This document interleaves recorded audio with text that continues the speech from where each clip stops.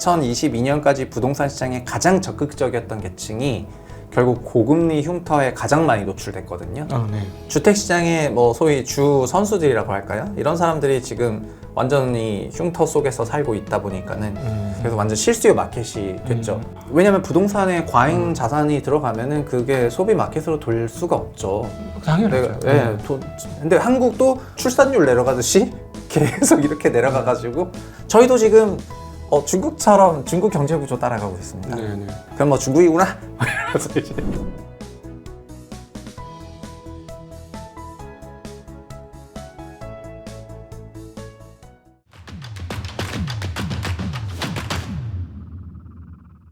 안녕하십니까. 증시각도TV 시청자 여러분, 투자자 여러분, 반갑습니다. 오늘 여러분이 좋아하시는 우리 최상욱 대표님 나오셨습니다.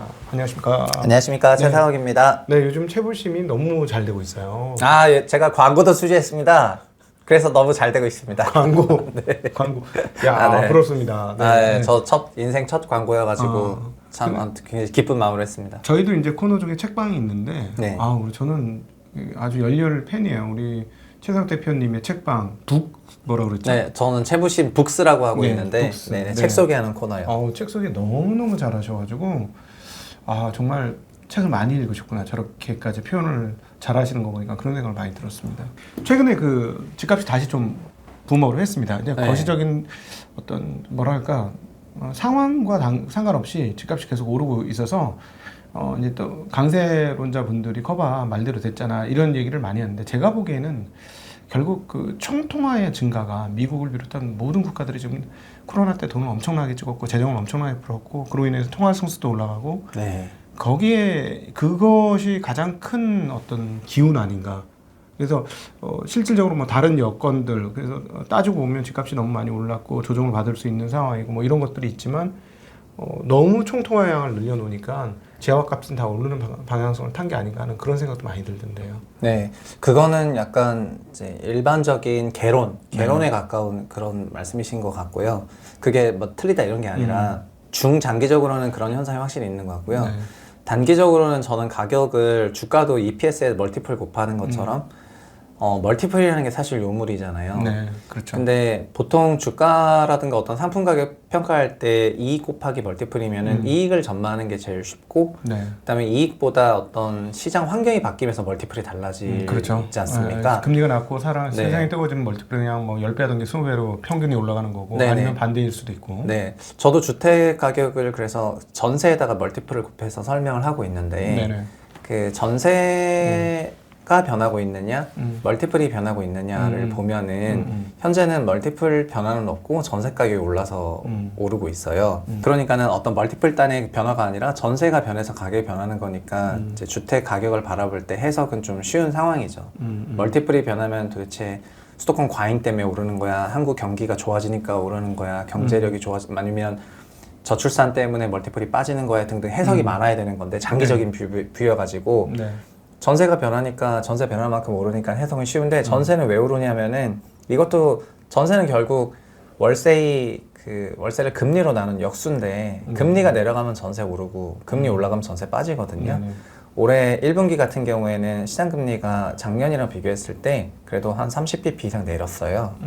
그래서 1분기에 시장금리 내려간 부분을 주택시장이 반영하고 있는 것 같고 그리고 앞으로는 제 생각에는 지금 4월부터는 또 시장금리가 살짝 오르더라고요. 네. 아마도 연준 통화정책이 달라질 거라는 그런 생각 때문에 오르는 것 같아서 아마도 그래서 2분기는 또 주택시장이 채권시장이나 시차를 두고 한두 달 시차 두고 가는 거를 보면은 채권 시장이 올해 1분기 좀 좋았던 것 같고 4월부터 좀 안 좋아진다고 하니까 네. 주택 시장도 뭐 한 5월부터는 조금 경색되지 않을까 단기간에 그렇게 바라보고 있습니다. 그래서 단기간 뷰는 그러니까 소위 3개월짜리 뷰는 그래서 그 금리 따라가는 것 같다라고 말씀을 드리면 될 것 같아서 좀 편한 상황이고요. 다만 장기적인 뷰는 결국 멀티플 얘기해야 되고 그리고 지금 전세 강세 이런 금리적인 부분도 좀 더 장기적으로 얘기를 해야 되니까 그런 거 섞어서 얘기하고 있습니다. 전세 가격이라는 건 사실은 사용가치 또는 사용가치면 부동산에서는 본질가치잖아요. 네. 근데 이제 주식이라는 건 우리가 이익이라는 함수가 뭐 이렇게 딱 정형화되어서 나오니까 이익 되면 몇 배 줄 거냐가 정확한데 이건 이제 사용 효용성에 대한 값어치를 매기는 건데 지역마다 다 다르고. 네. 여기 서울에서도 동네마다 다르고 뭐 직장이 있느냐 없느냐도 다 다르고 본질 가치라는 거 자체가 네. 너무 변동성이 심한데 노출되어 있는 거예요. 그러니까 그럼 전세 가치는 본질적이냐 이런 질문을 아니할 수가 없는 거죠. 사실은 임차료는 이제 월세 지수를 보면 월세 지수는 굉장히 안정적이거든요. 네. 그러니까 월세야말로 그 주거료의 코어인데 네. 그거를 우리는 할인율로 나눠서 전세로 환산을 해가지고 예를 들면 월 200만 원이 연 2,400만 원의 주택이 있다면은 그게 6% 금리일 때는 그러니까 시장 수익률이 6%일 때는 2,400만 원 6으로 나누면 4억 원이고요. 전세 네네. 4억이고 네네네. 4% 금리면은 2,400만 원이지만 6억이 되거든요. 근데 그러면 전세가 4억이 6억이 된 거예요. 네네네. 그리고 전세가 4억에서 6억이 됐다면은 주택 가격은 밀려 올라가요. 그래서 전세 가격은 주택 가격이랑 중장기적으로 거의 완전 정상관이고요. 서울은 일부 역전도 있었지만은 서울 아닌 지역에서는 거의 완전 같이 붙어서 가요. 그러면 그 얘기는 뭐냐면은 코로나 같은 때 금리가 2%까지 내려갔을 때는 같은 2,400만 원이 전세 12억이 된 거예요. 그러다가 이렇게 기준금리 올리면서 할인율이 5%로 올라가니까 4억 8천 내려오면서 역전세 났거든요. 네네. 이런 것처럼 전세는 금리 따라서 얼마든지 스윙을 해요. 그래서 전세를 통해 가지고 제가 전세 멀티플이라고 했으니까 전세는 사실 금리 함수인데 네. 결국 주택 가격은 금리에 매우 예민하고 그냥 금리가 한 30bp, 50bp 내려오면은 전세 또 한 10% 올라버리고 네네. 전세 10% 오른 만큼 집값은 전세 2배 정도 되니까 집값 5% 오르고 이런 식으로 오르거든요. 네네네. 그래서 전세라는 이제 요물이 있어가지고 우리나라 주택 시장이 유난히 강세를 계속 띠고 있는 그런 상황이기도 합니다. 네네. 그래서 조금 신기한 게 우리 월세 수익률로 보면 수익률 뭐 5% 6% 되는 상가나 무슨 주택 거의 없더라고요. 지금은 없죠. 네, 그러니까 소위 말하는 배당 수익률이나 이런 거에 비해 현저하게 떨어져 1% 2%뭐 이런.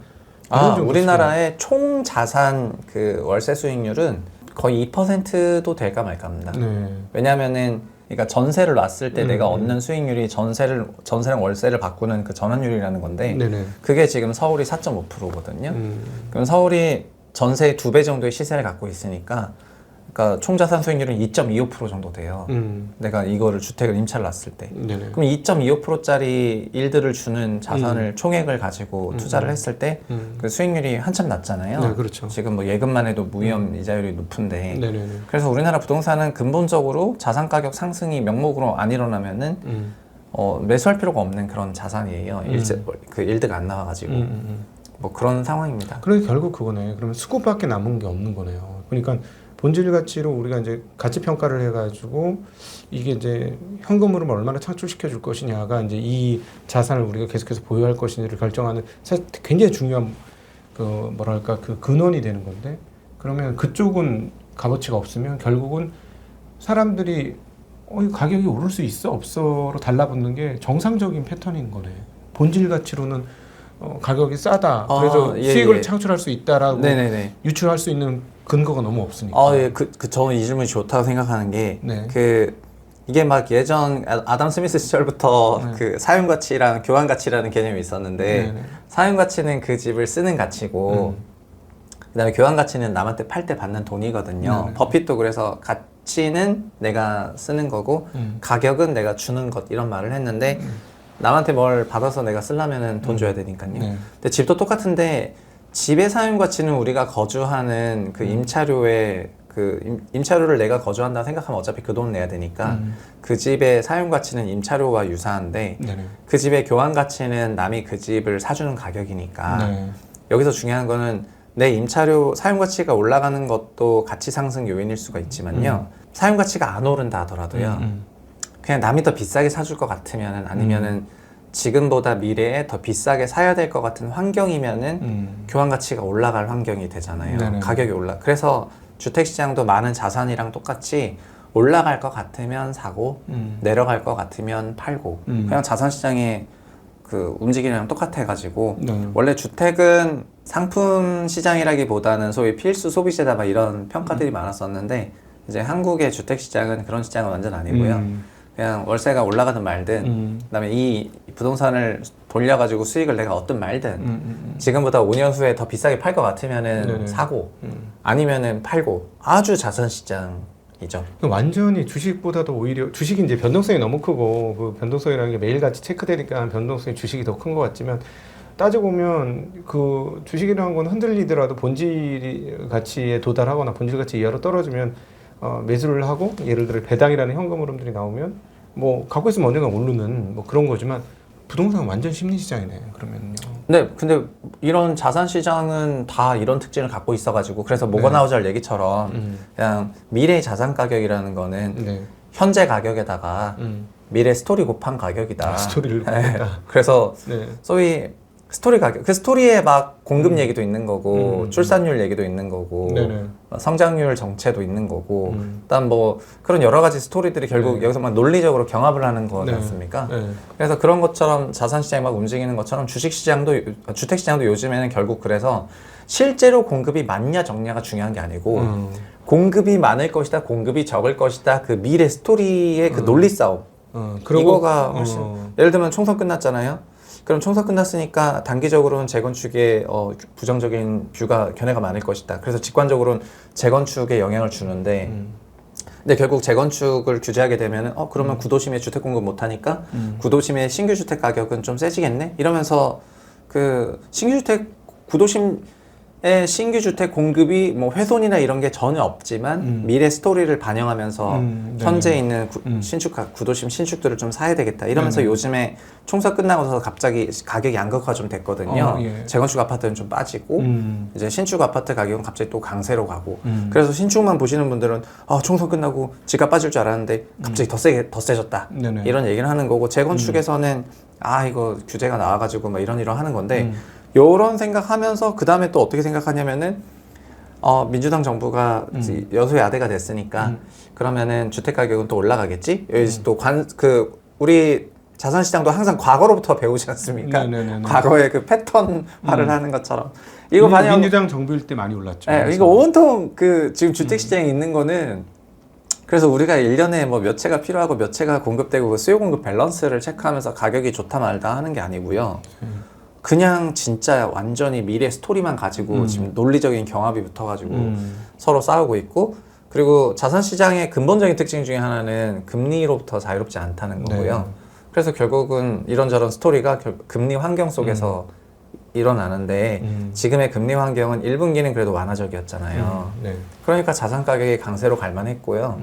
2분기 이후부터는 완화적은 아닐 것 같거든요. 네. 특히 2분기는. 2분기는 조금 이제 긴축적인 모습일 것 같습니다. 네. 근데 이게 변동성을 더 키우는 것 중에 하나가 보니까 이제 주식을 투자를 하던 사람 입장에서 보니까 거래가 너무 없어요. 그렇죠. 네. 그러니까 호가 갭이 엄청나게 떠 있는 거죠. 쉽게 얘기하면은 내가 주식을 사고 팔고 싶은데 뭐 10,000원짜리야. 근데 사고 싶은데 10,000원에 사고 싶은데 팔자가 700원, 1,500원 가 있고 아예 없어 중간에. 그것도 1,500원도 듬섬 있어. 네. 그래서 좀 많이 사고 싶으면 11,000원까지 가격을 올려야 돼. 이런 말도 안 되는 게 있으면 아마 주식 그건 막 거래소에 상장 폐지시켜라 막 이렇게 할 수도 있어요. 거래 요건이 너무 미달되니까. 네.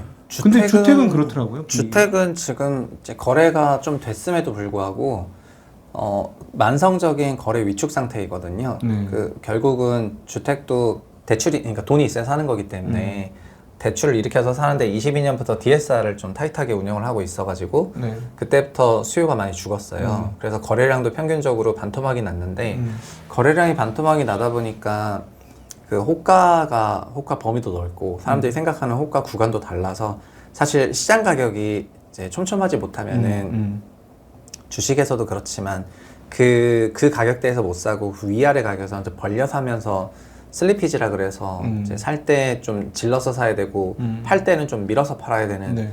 그런 현상이 있는데 주택도 지금 똑같거든요. 그래서 거래하기에 용이한 그런 환경은 아닌 것 같고요.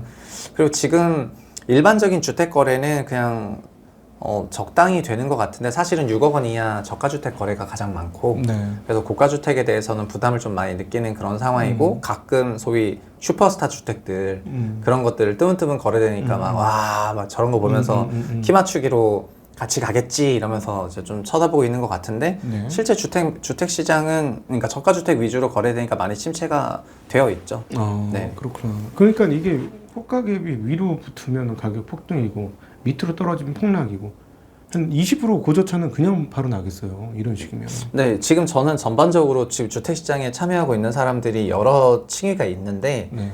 한국 주택시장도 그 한 번에 큰 상처를 줬거든요. 저는 그 모건하우절이 말했던 상처는 아무로도 흉터는 남는다는 말을 좋아하는데 네. 그러니까 상처가 남는다는 거는 그 얘기를 할 때 그 파블로프 개 얘기를 했어요. 파블로프 개가 종 땡땡 치면 침 흘렸는데 그 홍수가 나가지고 개들이 다 죽거든요. 네. 그러니까 몇 마리가 생존해서 수영에 생존해가지고 왔는데 그 개한테 종을 쳐도 침을 안 흘리는 거예요. 그래서 개가 달라진 거죠. 홍수를 경험하면서 편안할 때 그냥 훈련이나 받고 그냥 종이나 치면은 침이나 흘렸는데 홍수를 경험하고 이제 생사를 겪다 보니까 종 소리가 뭔 의미가 있나 나한테 이러면서 안 흘리는 거예요. 그러니까 네. 상처는 이제 아물었죠. 홍수가 갔으니까. 네. 근데 개의 흉터는 남아서 행동 패턴이 달라졌는데 우리나라 주택 가구들에는 두 번의 상처가 있었습니다. 첫 번째는 20년, 21년에 그 코로나 때 제로 금리가 만들어냈던 어마어마한 가격 폭등. 네네. 그래서 그거를 19년도에 잡지 못했던 사람들이 어마어마한 포모가 만들어졌던 게 첫 번째 상처인 것 같고요. 네네. 그래서 그게 우리한테 어떤 식으로 흉터가 남았냐면은 금리가 내려갈 때는 무조건 사야 된다는 거예요. 그게 거의 기계적으로 남아있다 생각하고요. 두 번째는 네. 근데 그런 상황 속에서 너무 과몰입되다 보니까 22년에 금리 상승기 때 엄청난 폭풍이 오고 있는 걸 몰라가지고 네. 풀 포지션으로 맞아서 금리 상승기 때 자산 가격이 이제 20-30% 빠지고 역전세 상황에 놓이고 이러면서 재작년, 작년을 완전 힘들게 지냈거든요. 그러니까 두 번째 흉터가 생긴 거예요. 그래서 지금은 두 가지 흉터를 너무 짧은 기간에 동시에 경험을 하다 보니까 둘 다 경험한 사람은 근본적으로 보수적이 되고요. 네. 왜냐면은 명확하게 금리가 내려간다는 보장이 있어야만 네. 움직이겠다. 이런 생각이 있는 거고, 저금리만 경험하고 이 고금리를 경험 안 했던 운 좋은 플레이어들은 금리가 어차피 내려갈 거잖아. 이러면서 얘네들은 고금리 흉터가 없으니까 네. 적극적으로 나서는 거거든요. 거꾸로 고금리 흉터만 맞았던 사람들은 이제 금리를 조금 올린다고만 해도 경기가 나는 거예요. 네네. 그 자산이 그렇게 충격이 됐기 때문에. 그래서 이런 세 가지 그룹이 움직이고 있는데 제가 느꼈을 때는 2022년까지 부동산 시장에 가장 적극적이었던 계층이 결국 고금리 흉터에 가장 많이 노출됐거든요. 아, 네. 그래서 이들이 지금은 주택뿐만 아니라 비주택도 많이 했는데 요새 비주택도 상상 초월하는 규모입니다. 뭐 가령 예를 들면 생활형 숙박시설 같은 것도 네. 그것도 우리나라에 10만 채가 있는데 그 생활형 숙박시설 올해까지 그 숙박시설로 사용하지 않으면은 주택으로 사용하게 되면 이행 강제금이 나가는데 공시가에 매년 10%가 나가요. 예를 들면 근데 서울 강서구 마곡지구에 마곡 르베스트라는 생숙시설이 공급됐습니다. 한 채당 15억이에요. 한 채당 15억인데 그거를 전입하려고 이제 내가 들어가서 좀 살라고 이렇게 했는데 국토부에서 이제 생활형 숙박시설은 숙박시설이지 주택이 아니니까 숙박시설로 써서 소유주는 주택으로 전입 못한다 한 거예요. 그러면은 나는 그거를 숙박으로 돌려야 되는 거예요. 그래서 담보대출 받으려고 했더니 은행에서는 대출 안 나오겠네. 아예 공시 가격을 한참 까가지고 시세 20%만큼 줘요. 한 3억 대출해줘요. 네네. 그럼 15억짜리 부동산을 분양받아서 1억 5천 계약하고 이제 잔금은 올해 6월이니까 얼마 안 남았는데 대출은 3억 나와요. 그럼 그 사람은 집 한 채당 10억씩 조달해야 되는데 이런 생숙이 강서구뿐만 아니라 경기도에 주구장창 있는데요. 그러니까 투자를 20년, 21년에 주택 규제를 많이 하니까 비주택으로 갔었던 사람들도 결국 그때 부동산 많이 하던 사람들이거든요. 이런 것들의 그 흉터가 5만 대 있어요. 오피스텔은 당연하고 네. 생수, 그다음 분양형 호텔이라고 들어보셨는지 모르겠는데 분양형 호텔도 많이 했어요. 확정 금리 몇 프로 준다.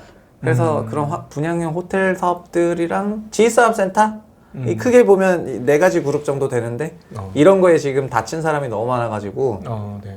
주택시장의 뭐 소위 주 선수들이라고 할까요? 이런 사람들이 지금 완전히 흉터 속에서 살고 있다 보니까는 네, 그래서 어떻게 보면 지금은 그래서 갭 투자 비중이 많이 내려갔습니다. 네. 평균적으로 갭 투자 비중이 한 20%는 됐는데 지금 다 10% 언더인데 그래서 완전 실수요 마켓이 됐죠. 네. 왜냐면 실수요자들은 이런 흉터가 없으니까 그냥 금리 상황 내려갈 것 같으면 집 사고 네. 막 이런 그런 분위기인 것 같습니다. 이제 또 하나 이제 그 근본적인 좀 몇 가지 부동산에 대한 물음들이 막 최근에 생겨나는 것 중에 하나가 이 강남 반포권이 이제 완전히 재개발 재건축이 본격화되잖아요. 그러면서 뭐 보니까는 그 강변북로 쪽 건너편에서 이렇게 바라보면 먼 뒤쪽에 산이 하나 있는데 그 산이 재건축 재개발된 데는 안 보이기 시작하더라고요. 아, 예. 층고가 워낙 높아져가지고 막 40층, 50층 막 이런 식으로 올라간 것 같아요. 그러니까 예전에는 63빌딩이 세상에 제일 높다 했는데 이제는 63빌딩 그냥 빌딩이고 아파트가 63빌딩 같은 게 막 지어지고 있는 네. 그런 시대가 됐는데 근데 이게 이제 가격이 보통 장난이 아니지 않습니까? 막 30억, 40억, 50억씩 막 이렇게 한다는데 이 정도 공급하면 30억 이상 다 살 사람들이 서울에 충분한가요? 한강변 재건축이 뭐 많이 됐다 손 치지만은 지금은 이제 반포를 중심으로 조금 됐고 네. 그리고 압구정은 이제 재건축을 해야 되는 그런 상황이잖아요. 네. 그리고 뭐 청담까지 보면은 청담동 이런에 조금 돼 있고 음. 근데 그런 재건축을 하게 되면은 소유주들은 어차피 일반 분양을 통해 가지고 그 자본을 조달하기 때문에 네. 정비 사업은 거의 무조건 할 거예요. 왜냐면은 남의 돈으로 어차피 재건축을 하는 거기 때문에. 네.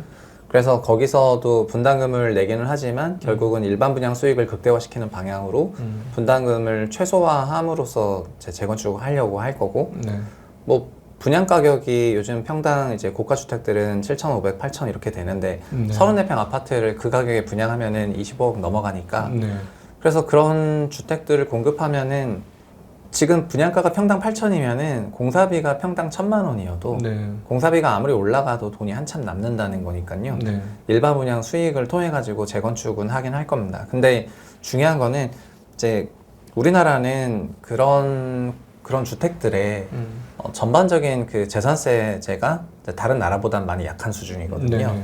그러다 보니까 사실은 높은 자산은 높은 그런 소득이 좀 커버가 돼줘야지 유지가 되는데 한국은 그냥 보유 과세가 낮으니까 자산만 갖고 있어도 먹고 사는데 큰 문제가 없고 네. 자산 가격을 올리는 형태의 정책들만 쓰도록 그 사람들이 행동이 그런 식으로 된다는 게 좀 문제인 것 같아요. 네. 그래서 수십억짜리 집을 갖고 있는데 1년에 그냥 뭐 1, 200 내면 끝이고 그러니까는 그런 것들이 좀 밸런스가 안 맞는 것 같습니다. 그리고 강남 재건축은 솔직히 말하면 걱정할 필요가 없고요. 네. 다만 공사비가 많이 올랐기 때문에 뭐 전세 가격이 4억 원이 안 되는 그런 지역 같은 경우에는 재건축을 통해서 신규 주택을 공급하더라도 그 공사비가 너무 오르니까는 그 수익성이 안 나오거든요. 그래서 지금은 재건축이 완전히 양극화됐다 주택 가격으로 네. 이렇게 바라보고 있습니다.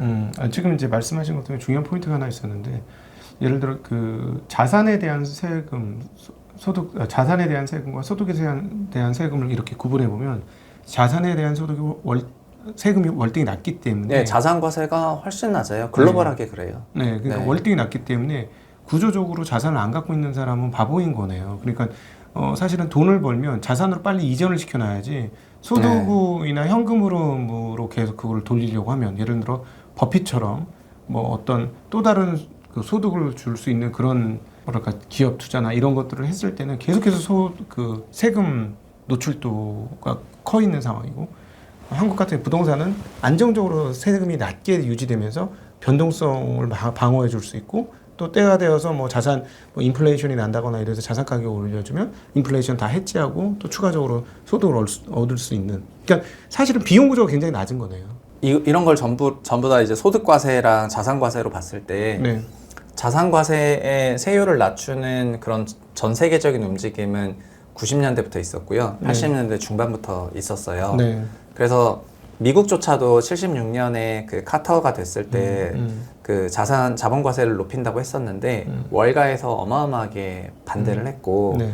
그 자본과세 높이면은 주식시장 폭락한다 이러면서 반대를 했고 그래서 결국 카터의 의견은 다 묵살이 됐고 그때 그 소위 월가용 그 경제학자들이 많이 나왔어요. 월가 유리한 말만 해주는 네. 경제학자들이 나와가지고 무조건 자본과세 낮춰야 된다 해서 근데 그 이후부터는 그러니까 뭐 클린턴이랑 부시랑 이렇게 쭉 통하면서는 그냥 자본과세가 무조건 낮아지는 구간으로 들어갔고요. 그래서 경상소득 세율보다는 자본세율이 훨씬 낮아졌죠.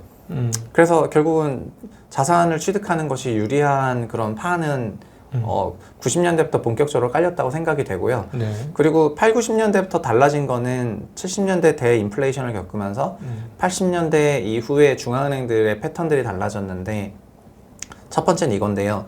그 인플레이션을 볼 때 종전에는 그냥 물가하고 자산 가격을 같이 묶어서 보려는 그런 시도가 있었어요. 네네. 근데 80년대 넘어서부터는 연준에서도 물가만을 보기 시작을 하고 자산 가격에는 크게 신경 쓰지 않았거든요. 그거는 어느 정도 자산 가격의 그 부양을 용인해 주는 그런 시그널로 바뀐 거고요. 네.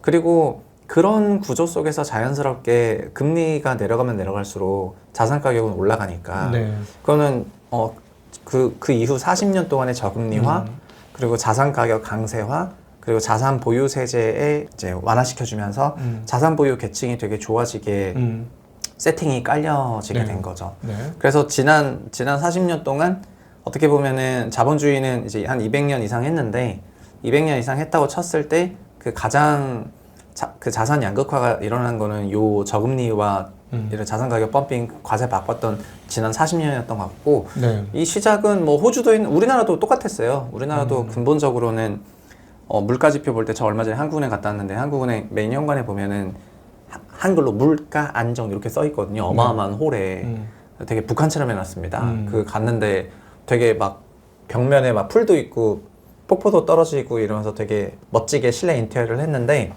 끝에 막 누구 글씨체인지 모르겠는데 물가 안정이 네 글자 써 있어가지고 저건 누구 글씨체일까? 이러면서 가서 봤는데 우리나라도 물가 볼 때 자산 가격은 안 보고 상품 가격만 보니까 뭐 그렇죠. 이거를 약간 음모론적으로 해석을 하면은 70년대에는 노동자들이 행복했다고 합니다. 폴 볼커 자서전을 읽어보면은 노동자들이 막 금리가 10몇 프로 가니까 폴 볼커 사무실에 막 쳐들어왔다 하는데 폴 볼커는 존경받았거든요. 노동자들한테 존경을 네. 받았고 자영업자한테는 굉장히 저격을 받았을 가능성이 높겠네요. 예, 그런데 그 항의하러 온 사람들을 이제 불러서 사무실에 얘기하고 이제 돌려보내는 대목이 나오는데요. 네. 근데 그러면서 뭐라고 했냐면은 결국 노동자들도 지금 금리를 올려야 물가가 내려가니까 폴 볼커를 지지를 많이 했다는 거예요. 전반적으로. 네. 그리고 두 번째는 임금 노동자들이 물가가 올라가니까 임금을 많은 회사에서 물가 베이스로 임금을 줬기 때문에 네. 임금 상승률도 어마어마했거든요. 네네. 그러니까 물가도 올랐지만 임금도 오른 거예요.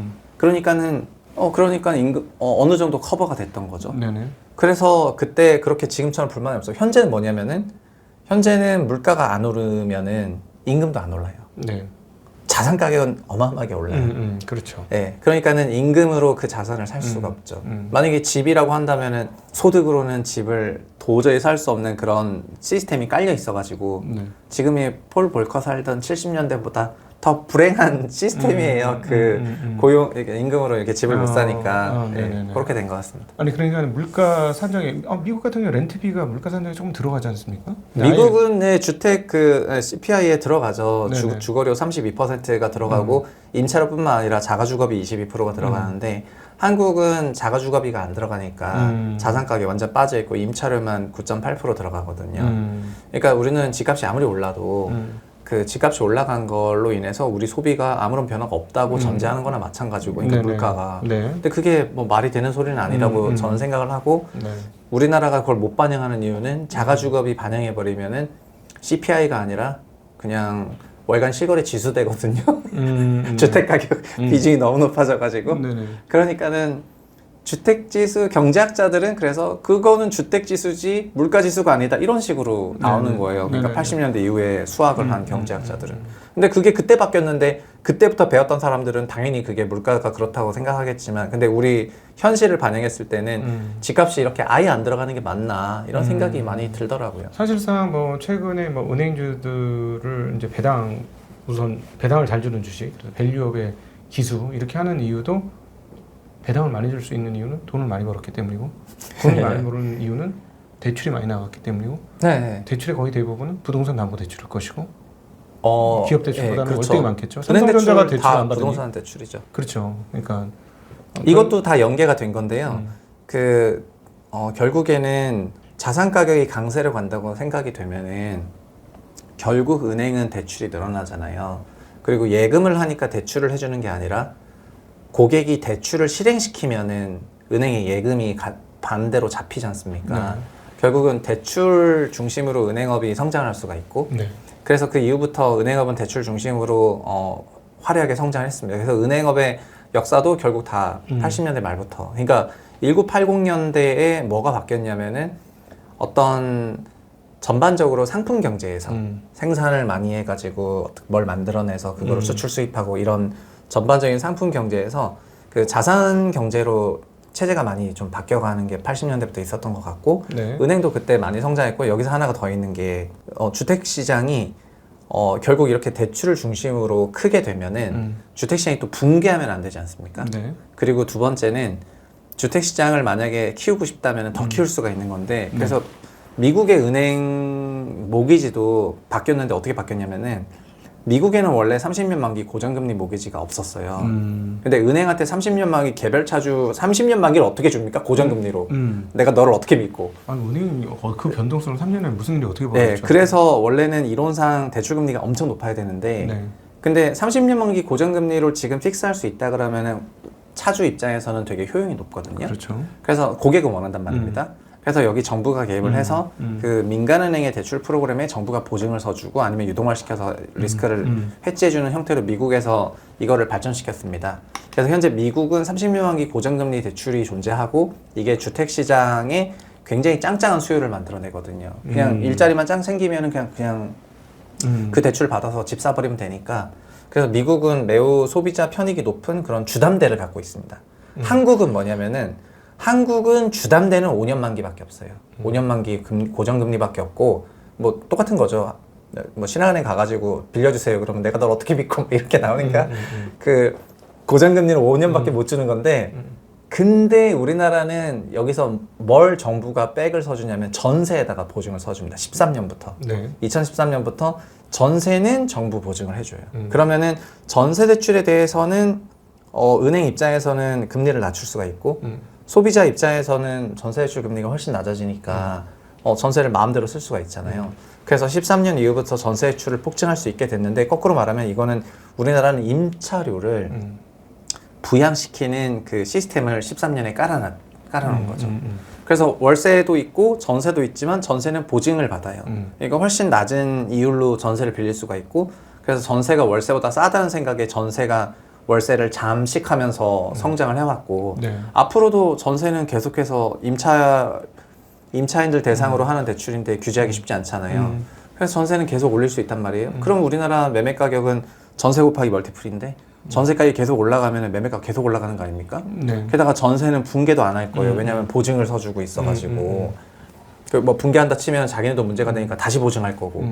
그래서 이 구조에서는 그냥 시간 지나면은 전세 계속 올라 있고 그 다음에 전세가 계속 올라가면 나중에 보증한도 1억에서 2억으로 2억에서 5억으로 되는데 지금 또 7억에서 8억 해달라 이런 말 나오잖아요. 네. 그럼 보증한도 다시 7억이나 8억으로 늘리면은 전세 금액 또 올라갈 거고 또 대출 받고 전세 시장 계속 커지고 그럼 매매 계속 올라가고 요런 메커니즘이에요. 아니 그러니까 네.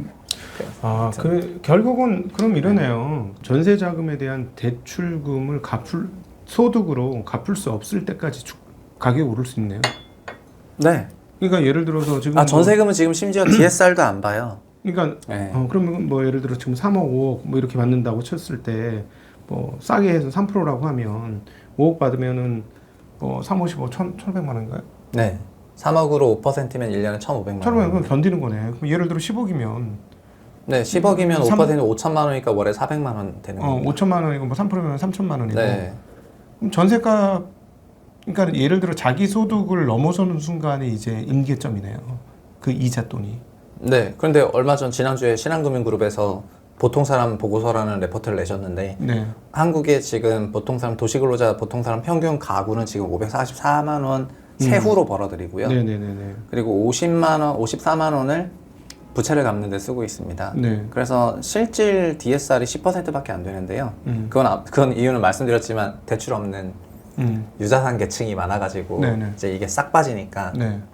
저게 빠지는 거고요. 근데 현재는 40%니까 500만 원 번다 치면은 200만 원까지는 저 비용을 써도 된다는 거잖아요. 네네. 그럼 200만 원이 이자로 나간다는 거는 월 기준으로 1년에 2,400만 원 나간다는 거고 네. 그거는 이제 역수로 환산하면은 전세가 4% 금리만 하더라도 6억 빌렸다는 거니까 네네네. 그러니까 전세 가격은 계속 올라갈 수도 있죠. 금리만 내려가면은 이론상 전세는 거의 채권 금리 채권 가격 역수처럼 네네. 명목 가격으로 어마어마하게 올라갈 수 있어요. 그러니까 쿠폰은 똑같은데 예, 이제 그 그러면 가격만. 구조적으로 우리나라는 앞으로 금리를 세게 올리는 거는 거의 불가능해지는 상황으로 어느 수준부터 가게 되고 오히려 정책보다는 금리에 신경을 많이 쓰는 국민들이 많아질 가능성도 있어 버리네. 이렇게 대출이 많아지고 이렇게 되면. 지금 그래서 우리나라 전 국민이 연준 FMC를 보고 있는 수준이지 않습니까? 지금 주택 시장에서 매크로 얘기 안 하는 사람이 없습니다. 저는 이거가 그러니까 2011년부터 이제 건설 부동산을 그 분석해온 입장에서 11년부터 19년까지 매크로 얘기한 사람이 거의 없었습니다. 주택 시장의 그 논리는 수요 공급 논리였습니다. 그러니까 상품 시장 논리였어요. 공급이 얼마나 되냐. 그게 왜냐면 어느 정도 수요는 있다고 생각이 되니까 그 공급이 맞냐 적냐, 공급 관련 정책이 어떻게 바뀌냐. 그러니까 철저한 상품 시장 논리였는데 20년부터 금리 급격한 상승 이걸 딱 겪으니까 상처가 남았죠. 그 다음부터는 주택은 자산 시장인 거예요. 공급이고 나발이고 그냥 금리가 앞으로 어떻게 될 건데 이 생각만 하고 있거든요. 그래서 지금 이제 완전 자산 시장이죠. 네. 그러면 앞으로 자영업자들은 계속 안 좋다는 얘기네요. 그리고 경기가 국내 경기는 살아날 방법이 별로 없다는. 거의 굉장히 여기서 추가로 조금만 더 들어가면은 거의 모든 사람들이 은행의 대출 권역 아래에 있게 되는 거고. 그러니까 그 금리에 따라서 계속해서 은행에다가 자기 돈의 소득의 일정 부분을 내야 되는 상황인 거고 이자 돈으로. 네. 그러면 저는 다른 쪽으로 활성화될 가능성이 맞아요. 이게 그래서 전 세계적으로 주택을 중심으로 경제를 부양시킨 나라들이 꽤 되는데요. 네. 그거는 뭐 어느 나라나 마찬가지라고 하는데 그 정도 차가 있는 거지 않습니까? 네. 근데 우리나라, 호주, 중국 정도가 더 심한 나라 정도 될 것 같습니다. 지금 저희가 뭐 중국 마감을 매일같이 커버리지를 네. 하고 중국이 있기 때문에. 그래서 사실은 부동산으로 큰 나라니까 부동산에 과잉 공급이 많고 부동산에 있는 그 과잉 공급으로 인해서 결국은 근데 중국은 사실은 2000년대 중반에도 철강이나 뭐나 막 그 재료 산업 키울 때 그때도 오버 캐파시티해서 난리였어요. 그거를 어떻게 뭐 스크랩을 하냐 한 번에 죽이냐 뭐 이런 것 때쯤 중국 부동산도 저는 그냥 거의 똑같다 생각하거든요. 어차피 통계도 잘 안 나오고 면적으로만 나오는데 그냥 환사해서 대충 여기 한 뭐 몇천만 채 이상이 지금 과잉 공급됐다라고 생각을 하는 거잖아요. 근데 중국이 주택 부동산으로 큰 경기다 보니까 이렇게 뭐가 문제냐면 우리나라도 마찬가지인데요. 주택 자산 시장으로 자산 경제를 갖고 가면은 주택 자산에 돈이 많이 들어가게 되면서 돈이 잠겨가지고 그 돈이 못 돌다 보니까 GDP 내에 민간 소비 비중이 위축이 되는데요. 그렇죠. 지금 중국이 크게 위축이 되어 있거든요. 그래서 중국이 막 소비를 키우겠다 어쩌겠다 얘기를 하는 거를 들으면 저는 좀 웃긴 게 주택으로 큰 나라는 소비를 키울 수가 없어요. 그리고 우리나라도 그 GDP 내 민간 소비 비중이 선진국 대비 유난히 낮은 나라인데 근데 옛날 보시면은 그게 소비 비중이 60%였거든요. 지금 한 20년간 꾸준히 내려와가지고 지금 이제 40%대인 거예요. 아마 여기서 좀 더 내려가면은 중국처럼 30%대가 될 거예요. 아, 중국 30%밖에 안 돼요? GDP의 민간 소비가요? 네. 와, 내수만 해도 사람 먹고 살 수 있는 나라인데. 아니 근데 왜냐면은 그러니까 집값 왜냐면 부동산에 과잉 자산이 들어가면은 그게 소비 마켓으로 돌 수가 없죠. 당연하죠. 뭐 글로 사게 되는데. 근데 한국도 서서히 출산율 내려가듯이 계속 이렇게 내려가가지고 그래서 우리가 막 영국이나 미국이나 이런 나라를 보면은 경기 볼 때 GDP의 그 소비를 보니까 소비 데이터를 중요하게 보잖아요. 소비 데이터가 잘 나오면 경제 좋구나 이렇게 하는데 그게 그 GDP에서 차지하는 비중이 커서 그런 거고 그게 유지가 돼서 그러는 건데 우리는 자산 중심 경제를 쓰면서 동시에 그 소비를 어느 정도 고려를 하면서 가야 되는데 이게 좀 과열이 나버리니까 이게 계속 내려가고 있는 게 구조적화되고 있어서 저희도 지금 중국처럼 중국 경제 구조 따라가고 있습니다. 그래서 이제 그거 볼 때마다 한국도 조금만 더 내려가면은 소비 비중이 30%대로 내려가겠네 이러면서 그럼 뭐 중국이구나 이러면서 이제 참고로 지금 중국 그렇게 애를 쓰는데 작년 8월달 이후로 엑셀표로 보면 한 장이 넘는 엄청나게 많은 부양책이 계속해서 나오고 있는데 소비자 물가 지수가 여전히 마이너스고 생산자 물가 지수도 플러스가 돌지를 못하고 있어요. 그러니까 저희들도 보기에는 거의 이제 뭐냐면 딱 리먼 브라더스를 옆으로 눕혀놓은 거하고 똑같다. 뭐 이런 느낌이 드는데 리먼 브라더스 한꺼번에 그 자산 가격이 빠지면서 이걸 메꾸려고 은행에다 천문학적인 돈을 갖다 꼽아 넣은 거고 네네. 이게 이제 옆으로 누운 상태가 되니까 이거 어떻게 되냐면 부양책을 해도 자산 가격 부의 효과가 역효과가 나니까 내 돈 가치가 떨어졌어. 내 집 가치가 내가 합산 20억, 30억, 50억, 100억 갖고 있었는데 이게 가격이 떨어져 갖고 10%, 20%씩 계속 빠지니까 난 돈 쓸 돈이 없어. 뭐 이런 분위기인 것 같더라고요. 네네. 중국은 중국이. 근데 뭐 예전부터 유명했는데 이게 근데 자본주의의 큰 특징 중에 하나인데요. 어쨌든 과잉 생산하게 되거든요. 네네. 왜냐하면 시장 가격이 있다고 생각하는 물건들을 많이 만들어내게 되기 때문에 과잉 생산하는데 그게 가장 심한 나라가 중국이에요. 네. 그래서 저희 철강이나 화학이나 이런 거 무너질 때도 네. 중국에서 오버 캐파시티로 뭐 말도 안 되는 수준의 증설을 해보니까 무너졌는데 네. 아마 중국 내수적으로는 집도 너무 많이 지었을 거예요. 네. 그래서 막 요즘 부동산 디벨로퍼들 중국에서 많이 망했잖아요. 네, 계속 망하고 있습니다. 네, 그게 거기도 그러니까 진짜 웃긴 게 선분양할 때 돈 다 받아버리니까 완납을 시켜버리니까 얼마나 사기치기 좋습니까? 네, 완납해서 돈 다 주면은 안 지어서 튀고 막 이런 네. 케이스들이 많이 생겼잖아요.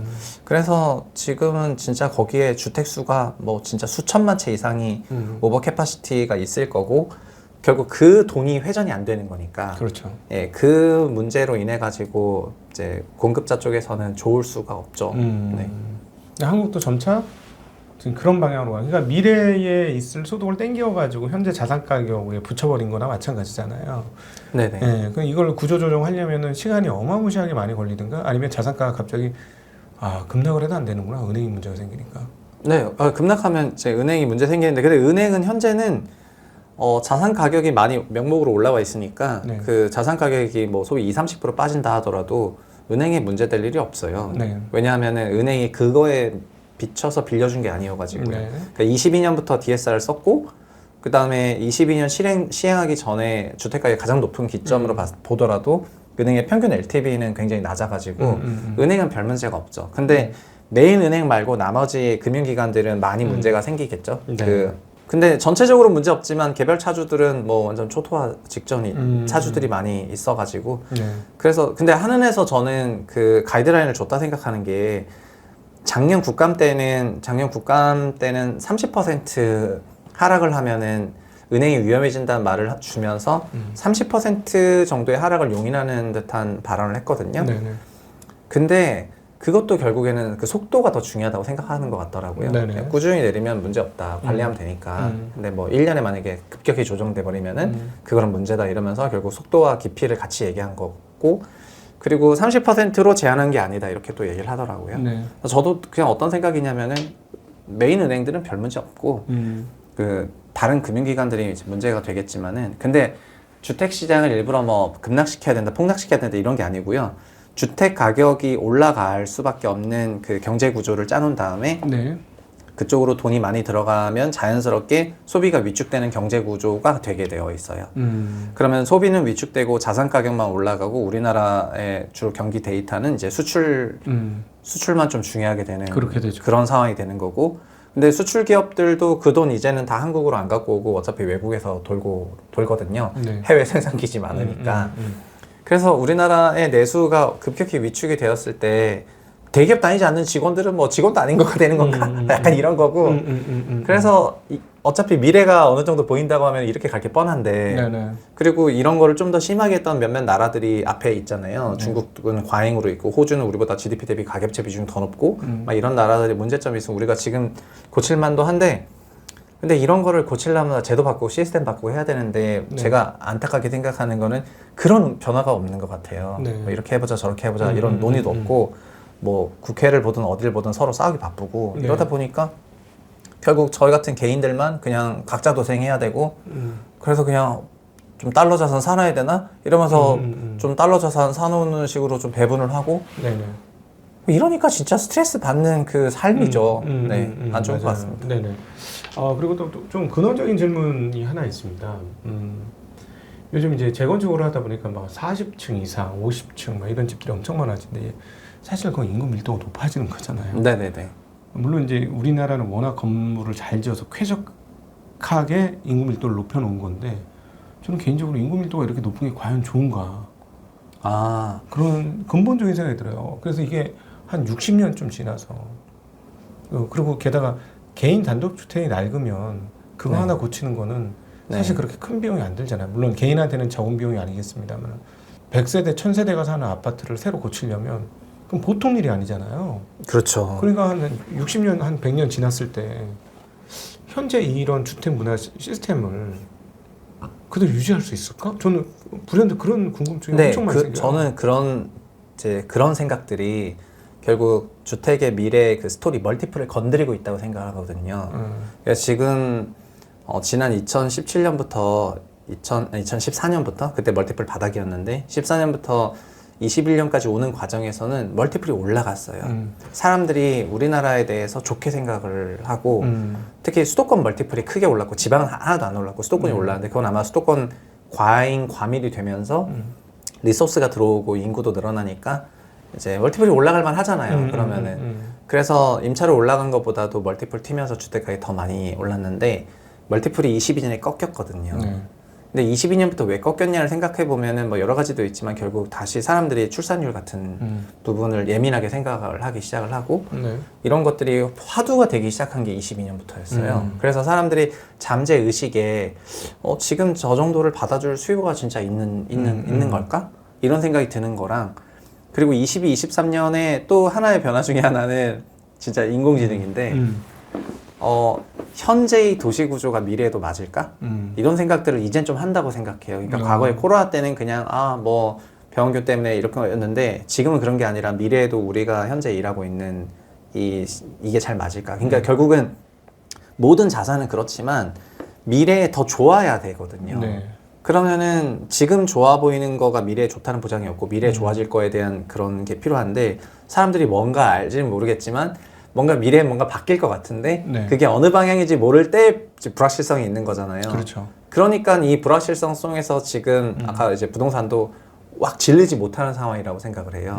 이게 정답이야 하면서 그냥 이게 아니라 뭐 달라질 수도 있을 것 같은데 5년 안에 뭐 AGI 인공지능 만들어지면은 거주 패턴도 달라지고 근데 저는 여기서 근본적으로 결국에는 사람이 이런 높이도 얘기하셨는데 인간 본성에서부터 출발해야 된다 생각을 하는데요. 우리 인간은 그렇게 어마어마한 고밀도 제곱킬로미터당 25,000명 넘는 그런 고밀도를 좋아하지 않습니다. 그렇지만 너무 또 횡한 것도 싫어요. 사회적 동물이어서. 그래서 이런 근린주구 이론도 있어요. 제곱킬로미터당 18,000명 정도 적당하다. 그리고 그 제곱킬로미터 정도 되는 면적이 되면은 도보로 20분 정도 걸을 수가 있거든요. 그러면 도보로 20분 정도 걸어서 직장도 있고 집도 있고 그다음 편의시설도 있는 그런 형태의 근린주구들이 사람 살기 제일 편하다는 거 다 알고 있어요. 그리고 수직으로 한 거 그렇게 좋아하지 않습니다. 왜냐하면 사람의 관절 구조는 평지를 걷기에 유리하게 돼 있지 우리가 토끼도 아닌데 산을 올라가지 않습니까? 그리고 많은 사람들이 뭐 산에 있는 동물들이 산을 좋아한다 생각하는데 그런 동물들도 원래 평지를 좋아했습니다. 인간이 평지를 점령했기 때문에 지금 산으로 올라간 거지. 원래 그러니까 평지 좋아하고 적당한 면적 좋아하고 적당한 밀도 좋아하고 자연환경이랑 같이 있는 거 좋아하고 그리고 근로환경이 지금처럼 계속해서 회사를 왔다 갔다 하는 게 아니라 재택이 지금보다 좀 더 생활화되고 현실화되고 그럴 거라고 생각하다 보니까 그 주택에 대한 선호도나 이런 거 달라질 거라고 생각을 하거든요. 그래서 저도 그래서 막 도심 내 초고층에 대한 단순 초고층에 대한 그런 선호는 이제 없고요.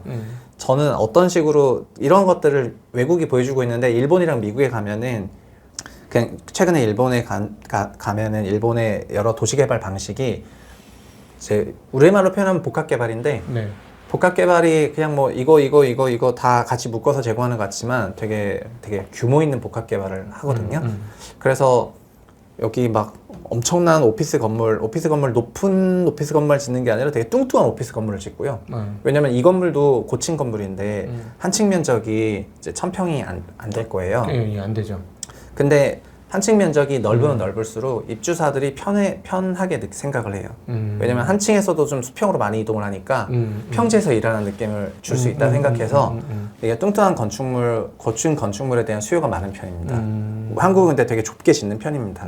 그러다 보니까 이동할 때 몇 층을 위아래로 옮겨야 돼가지고 매우 갔거든요. 네네. 누구 만나러 가면은 그 층은 가는 게 아니라 위층으로 가고 아래층 2개 옮기고 엘리베이터 타고 이동하니까 되게 번거로운 건데, 그래서 이런 오피스 건물에다가 주거용에다가 상업용 시설에다가 커뮤니티 시설에다가 또 랜드마크성 자연환경이나 문화예술 시설을 같이 넣어가지고 복합 개발을 하고, 그런데 이제 분양하는 주택들은 소위 그냥 말도 안 되는 수준의 나중에 그 시장 가격을 받아버리거든요. 그냥 거의.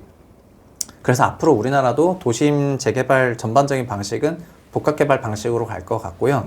근데 꼭 건물 프로젝트에서 다 해결하는 게 아니라 그게 도시의 어떤 지역에서 해결해야 되는 것도 있잖아요. 그래서 저는 그냥 아파트만 밀집된 지역을 옛날에 많이 선호했는데 이제는 아파트만 밀집한 그런 지역보다는 여러 복합시설들이 공통적으로 제공된 지역들을 뭐 앞으로도 좀 선호할 것 같아가지고, 네네. 그래서 너무 초고층에 집착하지 말라고 말씀을 드리고 싶습니다. 네. 미국에 보면은 막 맨해튼에 막 연필 빌딩 같은 게 있어가지고 한 층을 다 쓰는 게 있는데, 근데 그런데 제가 일본에 그런데 사는 지인이 있어가지고 물어보니까 그 층은 자기가 다 쓰잖아요. 네. 근데 그게 다잖아요. 그렇죠. 그래서 뭐 수평으로 이동이 안 되잖아요. 그러니까 걔는 걸어가려 그러면은 밑으로 내려와가지고 생활해야 되니까 네. 그것도 하루 이틀이지 우리 사람 본성을 어긋나다 보니까 너무 불편하다 이런 얘기를 하더라고요. 그래가지고 나도 그 말이 맞는 것 같다. 사람들이 그냥 수평으로 걸어다니고 지상, 또 높은 데보다는 지상을 선호하는 게 있는데 지상이 무조건 고층이 나쁘다는 게 아니라 고층을 지으면서 넓게 지어야지 그냥 고층만 짓는 거는 아닌 것 같다. 근데 우리나라 주거가 그냥 층고만 높지 그 층에서 뭐 할 게 없거든요. 네네. 그러니까는 너무 고층에 대한 그런 선호보다는 이제 복합 건축물을 좀 선호하자. 앞으로 그런 프로젝트를 많이 보자 말씀드리겠습니다. 네네. 혹시 뭐 최근에 이제 그 이런 부동산 정책이나 이런 거 관련해서 읽고 있으신 책 중에서 뭐 잠깐 시간 될지 모르겠는데 잠깐 뭐 나누고 싶으신 게 있으실까요? 예. 저는 요즘에 그 자산경제, 그러니까 The Asset Economy라는 책을 읽었는데 네. 자산경제가 방금 제가 드린 것처럼 주택이 수요 공급에 기반한 상품 경제 시장에서 그다음에 자산 시장으로 변했는데, 자산 경제가 되면서부터는 어떻게 됐냐면은 과거엔 그러니까는 소득이 높은 사람이 부자였는데 네. 지금은 그냥 집이 많은 사람이 부자다. 네. 그리고 소득으로는 집을 도저히 살 수 없다. 아까 시스템 때문에 임금은 낮게 측정되고 네. 자산 가격은 올라가는 구조로 수십 년을 흘러왔기 때문에 임금으로는 집을 살 수 없다. 그리고 세대 간에서도 집을 여러 채 갖고 있는 가구의 자녀 세대는 부모 지원을 받아서 이걸 이제 패밀리 뱅크라고 하잖아요. 네. 그 패밀리 뱅크를 통해 가지고 집을 사거나 안 사더라도 그 임차료 보조를 받거든요. 부모로부터. 네. 부모 집에 임차인으로 들어가서 살거나. 강남에도 그런 사람 많아요. 네. 부모 집인데 자녀가 이제 무상 임차하거나 하는 경우가 많이 있는데, 그렇게 살거나 하는 사람이랑 강남 임차료 다니는 사람이랑 돈 누가 잘 벌겠습니까? 그렇죠. 같은 회사를 다니고 있는데. 그래서 결국에는 그 이 책은 호주 사람이 썼는데, 호주 시드니 대학에 있는 사람 3명이 같이 썼는데요. 그 책에서 뭐라고 했냐면은, 내가 볼 때 이건 새로운 계급 제도다. 계급은 그 신분을 역전 못하는 거를 계급이라 하는데, 유주택 계급과 무주택 계급 간의 새로운 계급 차이가 나오기 시작을 했고, 네. 그래서 이게 너무 고착화되다 보니까 이게 민주주의와 결합해서 골 때리는 방향으로 가더라. 뭐냐면 과거의 자산가 계급과 임금 노동자 계급은 자산가 계급이 작았어요. 네. 5% 미만. 95%의 임금 노동자 계급이 있어가지고 임금 노동자들의 편익을 증대시키는 방향으로 민주주의가 돌아갈 수가 있어서 네. 노동당들이 힘을 많이 받았었는데, 이거를 자산 계급으로 바꿔버리니까 유주택이 60%, 무주택이 40%니까 자산 가격을 높이는 정책을 쓰는 게 유주택 가구들에게 유리해서 이게 민주주의랑 결합해가지고 투표에서 항상 유리하게 되더라는 거예요, 호주가. 네네. 그래서 2019년 연방선거에서도 재산세 높이겠다고 노동당이 나왔었는데 전부 탈락. 그래서 주택 가격을 하락을 쓰는 정책을 우리는 받아들일 수 없다. 이 민주주의의 표심이 그렇게 나온 거고요. 네. 그리고 지금은 재산과세 제로로 해달라. 이런 유권자들의 요구가 빗물치고 있는 거죠. 네네. 그리고 호주도 22년에 코로나 위기를 겪으면서 그 가계대출이 빠지고 주택가격 조정을 받았었는데, 그러니까는 이민 열어버리자 이러면서 갑자기 이민 완전 활짝 열어가지고 1년에 50만 명씩 들어와요. 네. 그러니까 공실률이 4%였다가 1% 언더로 내려가서 임차료가 단기 대폭등. 그래서 지금 거기는 집 아닌 데서도 살고 공실이 너무 작다 보니까는 주거 환경이 열악해진 것도 있는데 임차료가 진짜 대폭등을 했거든요. 네. 그러니까 임차료 대폭등하면 주택가격도 올라가잖아요. 그래서 이민과 함께 주택가격도 다시 크게 열렸고 그거를 더 중요한 거는 호주의 다수는 그걸 바란다는 거예요. 네, 네. 6대 4니까요. 그래서 어떻게 보면은 한국 주택시장보다 더 매운맛이 그 호주 주택시장인 것 같다는 생각이 좀 많이 들었고요. 네. 그래가지고 그 나라가 하는 거를 보면은 왜 그렇게 됐는지를 알 수 있는데 이제 이런 내용들을 다룬 책이어가지고 저는 굉장히 재밌었어요. 그래서 저희 채부심 북스에서도 이 책을 소개를 할 예정이니까 더 좀 네. 자세하게 얘기할 건데 네. 읽어보시면 재밌을 것 같습니다. 네. 다음에 하게 될 우리 채부심의 북스 코너 꼭 기억해 주시면 좋을 것 같고 오늘도 한국 그 지금 부동산 시장에 대해서 전반적으로 어떻게 생각해야 할까에 대한 이야기를 많이 다룬 것 같습니다. 그러니까 저는 사실은 가격이 어떻게 되느냐 이거는 제가 보니까 그 호가 구조나 이런 걸 보면 언제든지 변경 가능하기 때문에 그거를 예측하는 게 과연 중요한지 잘 모르겠고 근본적으로 어떻게 이런 상황들이 왔고 이 상황들을 근본적으로 어떻게 읽어내야 되는지가 중요한 것 같은데 오늘 우리 최상욱 대표님께서 이 부분을 잘 점검을 해주신 것 같아서 너무 좋습니다. 귀한 시간 마련해주신 우리 최상욱 대표님께 다시 한번 감사드리고 함께해 주신 모든 분들께도 감사 인사드리겠습니다. 인사드립니다. 고맙습니다. 감사합니다.